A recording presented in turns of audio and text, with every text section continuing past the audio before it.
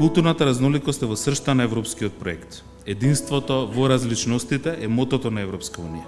На монетите на еврото, на едната страна е сликата, односно мапата на Европа, а на другата е оставена на секоја земја членка да одлучи како ќе ја дизајнира. На тој начин многу монети на еврото на втората страна имаат врежан значаен символ за националното културно наследство на сопствената земја. Ете, на пример, на Словачка во 2013 година, кога Европа прославуваше 1150 години од доаѓањето на светите браќа Кирил и Методи во Моравија, на реверсот од монетата од 2 евра ги стави ликовите на светите браќа Кирил и Методи.